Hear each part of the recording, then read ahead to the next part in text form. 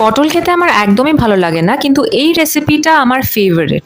চিংড়ি, চিকেনের পেস্ট, মশলার এই পেস্ট, পেঁয়াজ কুচি, আদা রসুন বাটা, নারকেল আর কাজু বাদাম এগুলো লাগবে। তো প্রথমে নারকেল আর কাজু বাদামের একটা পেস্ট বানিয়ে রেখে দেবে। তারপর গ্যাসটাকে অন করবে, তেল ঢালবে, সর্ষের তেল, আর পটলের খোসাটা হালকা হালকা ছাড়িয়ে ভেতর থেকে বীজগুলো চামচ দিয়ে কুড়ে কুড়ে বার করে নেবে, যাতে ওই হলো পার্টটা তৈরি হয়ে যায়। দেখো এবার তেল গরম হয়ে গেছে, পেঁয়াজ দিয়ে দেবে। পেঁয়াজটা ভাজা ভাজা হয়ে গেলে এই মশলার পেস্টটা, যেটার মধ্যে আছে ধনে গুঁড়ো, জিরে গুঁড়ো, লাল লঙ্কার গুঁড়ো 3 চামচ মতো দিয়ে দেবে। তারপর একটুখানি হলুদ গুঁড়ো, একটু নুন দিয়ে দিতে হবে। একটু মশলাটা কষে নিয়ে তারপরে দিয়ে দেবে চিংড়ি মাছগুলো। চিংড়ি মাছগুলো হালকা ভেজে নিয়ে এবার দিয়ে দেবে চিকেনের পেস্ট। আচ্ছা, চিকেনটা কিন্তু জাস্ট কিছু বোনলেস পিসেস নিয়ে পেস্ট করা হয়েছে মিক্সারে, ব্যাস। ও আর নারকেল আর কাজুর পেস্টটা যেটা বানিয়েছিলে ওটা 2-3 চামচ দিয়ে দেবে। তারপর একটু হালকা ভেজে নিয়ে তুলে নেবে। আচ্ছা, এইটুকু হলো। এবার পটলগুলোকে হালকা করে ভেজে নেবে, আর পটলের ওপরের দিকের ঢাকনাগুলো কিন্তু ফেলে দেবে না, ওগুলো লাগবে মুখগুলো বন্ধ করতে।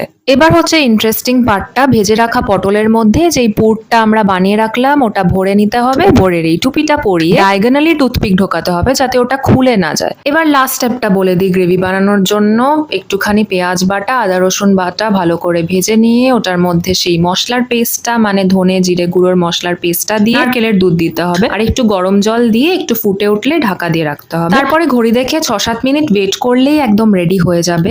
এবার তো আসল মজার কাজটা করতে হবে, একটু গরম গরম ভাত, সাথে 2 পিস এরকম পুর ভরা পটল। আর কি চাই সানডে দুপুরবেলা।